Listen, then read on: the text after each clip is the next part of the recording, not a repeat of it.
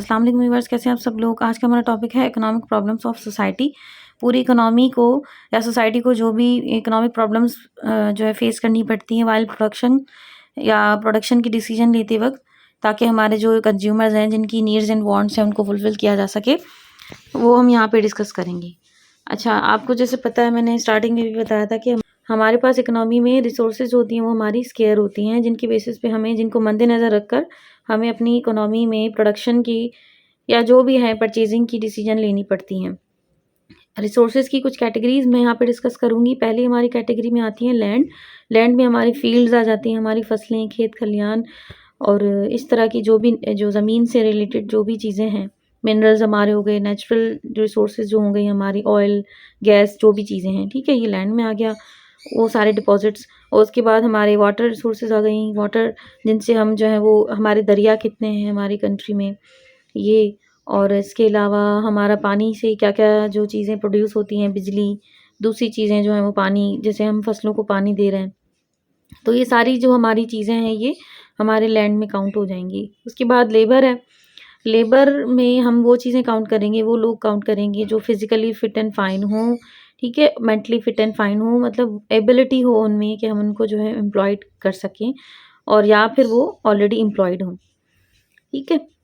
Physical mental talents उनके देखे जाते हैं, उनकी स्किल्स देखी जाती हैं। आजकल ज़्यादातर फोकस स्किल्स पे किया जाता है उनकी। अगर मैं एग्जांपल्स दे दूं कि हमारे लेबर में क्या क्या आ सकते हैं, लेबर में हमारे टीचर्स हो गए, क्लर्क्स हो गए, मैनेजर्स हो गए, प्रोफेशंस, दूसरे प्रोफेशंस हो गए, जैसे डॉक्टर्स हो गए, इंजीनियर्स हो गए, और दूसरे एक्सपर्ट्स हो गए हमारे जो भी, ठीक है।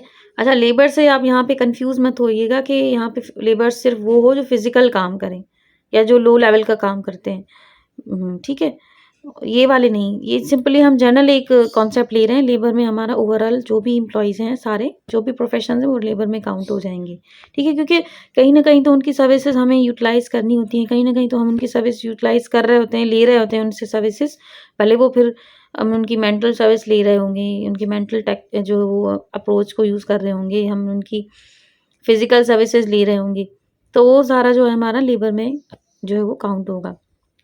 थर्ड हमारी जो कैटेगरी है वो है कैपिटल की। कैपिटल में हम अपना फाइनेंस काउंट करेंगे, हमारी इकोनॉमी में कितना पैसा है, कितना मनी है जो हम यूटिलाइज़ करेंगे ताकि हम वो फैक्ट्रीज़ में या अपने बिजनेसेस में या दूसरे जो भी इनके रिसोर्सेज को डिग आउट करने में, उनको यूटिलाइज़ करने में, उनको यूज़फुल बनाने में काम आता है हमारा वो पैसा, उसको हम कैपिटल कंसीडर करेंगे। हमारी इन्वेस्टमेंट्स हैं जो बिज़नेस पर्सनल न्यू बिज़नेस जो है स्टार्ट करने के लिए लगाते हैं, ठीक है। मशीनरी हो गई, फैक्ट्री में जो मशीनरी होती है, हमारी टेक्नोलॉजी भी इसी में ही आ जाती है, हमारे रोबोट्स और दूसरी चीज़ें जो भी हैं, सब चीज़ें हमारी जिनसे हम काम लेकर अपनी प्रोडक्शन जो है वो चौथी हमारी कैटेगरी होती है एंटरप्रेन्योर एबिलिटी, जिसमें हम उन लोगों को कंसीडर करेंगे जो बिजनेस माइंडसेट होते हैं, जो रिस्क टेकर्स होते हैं, जिनके पास डिफरेंट आइडियाज़ होते हैं बिजनेस करने के, क्रिएटिव माइंड होता है जिनका, और उनके पास अमाउंट भी होता है। मोस्टली किसी के पास नहीं भी होता तो वो फिर वो ज़ाहिर है दूसरी चीज़ें हैं, ठीक है, चीज़ें होंगी हमारी रिसोर्सेज की कैटेगरीज में। अच्छा, लास्ट वीडियो में जैसे हमने अपने बजट लाइन को डिस्कस किया था, बजट लाइन हम यूज़ करते हैं ताकि हम जो डिसीजन ले रहे हैं उसको थोड़ा सा समझ सकें कि एक इंडिविजुअल किस तरह से डिसीजन लेता है, उस बजट लाइन के थ्रू हमने उसको एक्सप्लेन किया था। यहाँ पे हम अगर हम पूरी इकोनॉमी की बात करेंगे तो यहाँ पे हम मैक्रो इकोनॉमिक का हम अपना मॉडल यूज़ करेंगे, प्रोडक्शन पॉसिबिलिटी मॉडल। ये मॉडल जो है वो मैक्रो इकोनॉमिक से है, और हम इसमें इसीलिए मैक्रो इकोनॉमिक का क्यों यूज़ कर रहे हैं, क्योंकि हम पूरी इकोनॉमी को यहाँ पे डिस्कस कर रहे हैं, ठीक है। अच्छा, यहाँ पे मैं आपको डिफाइन कर दूँ, as a resources are scarce so the choices and alternative society face can easily be understood through using production possibility model, ठीक है। पीपीएम मॉडल भी इसको कहते हैं हमारा। अच्छा, यहाँ पे कुछ अजम्पशंस होती हैं, तभी जो है हम अपना प्रोडक्शन पॉसिबिलिटी मॉडल यूज़ कर सकते हैं। उन अजम्पशंस को हम डिस्कस कर लें। हम ये अज्यूम करेंगे कि हमारी इकोनॉमी में जो भी लोग हैं वो एम्प्लॉयड हैं, वो मतलब काम के काबिल हैं, ठीक है। जैसे मैंने एम्प्लॉयमेंट की आपको बताई कि वो फिज़िकली फ़िट हों, उनकी स्किल्स हों, वो स्किलफुल हों, ये सब चीज़ें। रिसोर्सेज हमारी जो हैं वो हमारी फिक्स्ड हैं, फिर वो रिसोर्सेज कोई भी हो गई, कैपिटल हो गया, वो हमारा लैंड हो गया, लेबर हो गया, वो जो चीज़ें, हमारी टेक्नोलॉजी जो प्रोडक्शन के लिए यूज़ हो रही है, कैपिटल में इसको हम कंसिडर कर रहे हैं कि वो हमारी फिक्स्ड है फ़िलहाल के लिए एट दैट पॉइंट जहाँ पे हम ये मॉडल यूज़ कर रहे हैं। और हमारे जो गुड्स हैं वो जनरली हम फ़िलहाल 2 ले रहे हैं, क्योंकि हमारा जैसे वो सिट्रस पैरिबस वाला एक फैक्टर मैंने आपको एक्सप्लेन किया था कि हम सिर्फ एट अ टाइम उन्हीं चीज़ों पे फोकस करेंगे जिनमें हम चेंजेस लेकर आना चाह रहे हैं, या जिन पे हम काम करना चाह रहे हैं। ठीक है। प्रोडक्शन पॉसिबिलिटी टेबल वही जिस तरह से हमने बजट लाइन में एक स्केड्यूल बनाया था गुड्स का, हमने काउंट किया था कि कितने अमाउंट से कौन सी चीज़ आ जाएगी।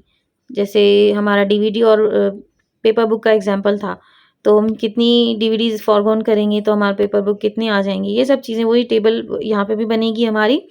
ठीक है। हम सारे प्रोडक्ट्स की जो भी हमारे प्रोडक्ट्स हैं उनकी हम कॉम्बिनेशंस बनाएंगे गुड्स की। प्रोडक्शन पॉसिबिलिटी कर्व, फिर टेबल को हम जब उसमें कन्वर्ट करेंगे कर्व के फॉर्म में, एक हम अपना ग्राफ बनाएंगे, तो हम उसको प्रोडक्शन पॉसिबिलिटी कर्व कहते हैं।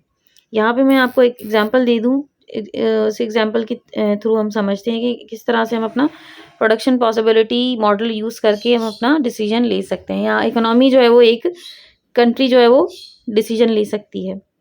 ठीक है। यहाँ पे 2 तरह के प्रोडक्ट्स हैं, एक जो है वो पिज़्ज़ाज़ है, ये कंज्यूमर प्रोडक्ट्स में काउंट होता है। दूसरा जो है वो कैपिटल गुड्स में जो है वो काउंट होता है। ठीक है। रोबोट्स जो है हमारे कैपिटल गुड्स में, इनकी वैल्यूज़ आप देख लें, ये 100,000 में पिज़्ज़ाज़ हैं प्रोडक्शन, और रोबोट्स जो है वो हमारी इन थाउजेंड्स हमारे अमाउंट में होंगे या नंबर्स में होंगे। अच्छा, यहाँ पे हमने पॉइंट्स बना लिए। ए पॉइंट में अगर हम सारी रिसोर्सेज यूज़ करके अगर हम 0 पिज़्ज़ाज़ बनाएंगे, तो हमारे पास सारा का सारा जो रिसोर्सेज यूज़ होंगी वो रोबोट्स में यूज़ हो जाएंगी। ठीक है। हम अपने पिज़्ज़ाज़ को जो है प्रोड्यूस नहीं कर पाएंगे। यहाँ पे फिर बी पॉइंट में जो कह रहा है, अगर हम एक पिज़्ज़ा बनाएंगे अपनी रिसोर्सेज यूज़ करके, तो हमारे पास 9 रोबोट्स की जो है वो रिसोर्सेज रह जाएंगी। तीसरे में 2 है और 7 रोबोट्स हैं। चौथे में डी में जो ऑप्शन है उसमें 3 पिज़्ज़ाज़ प्रोड्यूस करेंगे, तो हमारे रोबोट्स के लिए 4 रोबोट्स के लिए रिसोर्सेज बचेंगी। और आखिरी ई में ऑप्शन जो है हमारा, उसमें 4 अगर हम पिज़्ज़ा प्रोड्यूस कर रहे हैं, तो हमारे पास रोबोट्स के लिए कुछ भी अमाउंट या हमारे पास कोई भी रिसोर्सेज नहीं बचेंगी हमारी इकोनॉमी में जो भी है।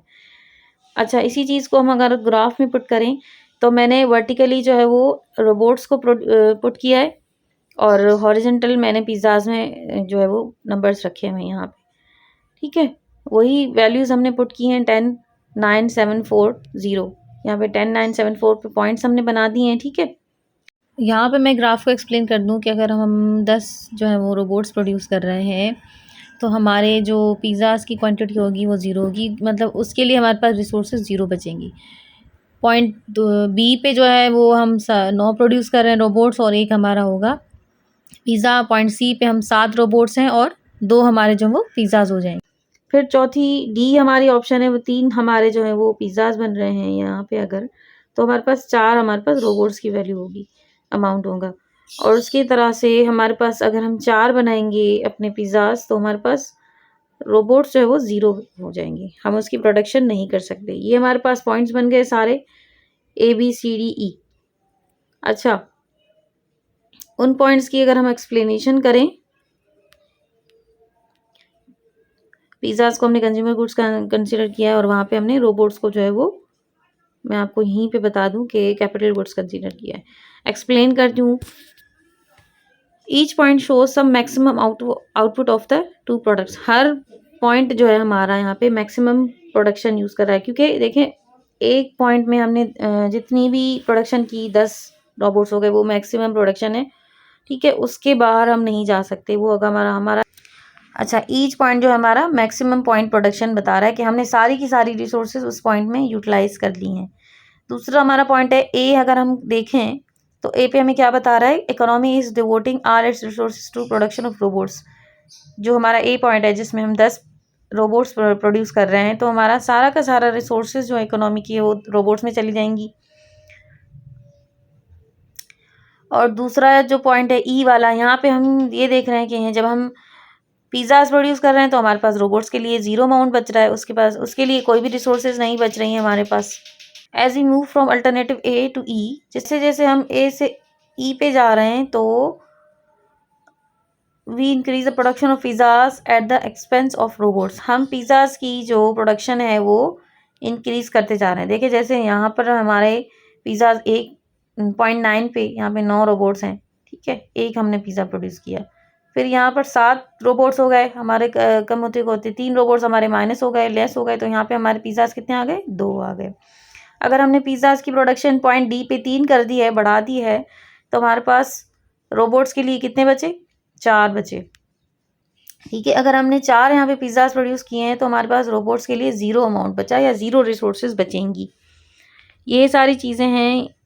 अच्छा, अगर हम पिज़्ज़ाज में अपनी सारी लगा देंगे रिसोर्सेज तो हमारी जो सेटिस्फेक्शन होगी या यूटिलिटी जो हमारी फुलफिल होगी कंज्यूमर की, वो होगी करंट। फ्यूचर के लिए हमारे पास कुछ भी नहीं बचेगा। हमें फिर ये चीज़ें माइंड में रखनी होती है कि हम जो प्रोडक्शन के डिसीजन बनाते हैं वो हम फ्यूचर और प्रेजेंट को माइंड में रखकर बनाते हैं कि हमारी फ्यूचर नीड्स एंड वांट्स भी फुलफिल हो जाएं और हमारी प्रेजेंट नीड्स एंड वांट्स भी फुलफिल हो जाएं। Producing robots will increase the future satisfaction. इसी तरह से अगर हम रोबोट्स को प्रोड्यूस करेंगे सिर्फ, तो हमारे पास जो फ्यूचर की सेटिस्फेक्शन है वो तो फुलफिल हो जाएगी, लेकिन करंटली हमारे पास कुछ भी नहीं बचेगा, कोई भी रिसोर्सेज नहीं बचेंगी जो जिससे हम जो है अपनी करंट सेटिस्फेक्शन जो है वो फुलफिल कर सकें। तो यही है कि हम अगर मिड वाले व्यूज़ पे जाएंगे, मिड वाले पॉइंट्स पे जाएंगे, फोकस करेंगे, बी हो गया, सी हो गया, डी हो गया, तो पॉसिबिलिटी है कि हमारी कुछ फ्यूचर नीड्स भी फुलफिल हों और कुछ हमारे प्रेजेंट जो कंज्यूमर गुड्स की नीड्स हैं वो भी फुलफिल हो जाए। पॉइंट सी और डी मुझे सबसे ज़्यादा फिजिबल लग रहा है। आप अपने कमेंट्स में बताएं कि आपको कौन सा पॉइंट ज़्यादा फिजिबल लग रहा है प्रोडक्शन के हवाले से। अच्छा, यहाँ पे डब्ल्यू पॉइंट मैंने लिखा हुआ है, तो ये वो अनअटेनेबल एरिया है जिसमें हम ये कंसीडर कर रहे हैं कि हमारे पास इकोनॉमी में इतनी रिसोर्सेज नहीं हैं जो हम अपने ग्राफ से बाहर जाएं। ये वाला जो एरिया है हमारा, ये वाला एरिया जो है वो अटेनेबल पोर्शन है, ये वाला अनअटेनेबल है। हमारे पास इतनी रिसोर्सेज नहीं है कि हम इस वाले एरिया में चले जाएं। ठीक है, अगर हम इस एरिया में जाना चाह रहे हैं तो हम अपने जो रिसोर्सेज हैं उनको बढ़ाना पड़ेगा। फिर आगे जाके ये चीज़ें मैं डिस्कस करूँगी आपसे। अगर आपको ये चीज़ें जाननी है तो काइंडली कमेंट में बताएं। Thank you so much.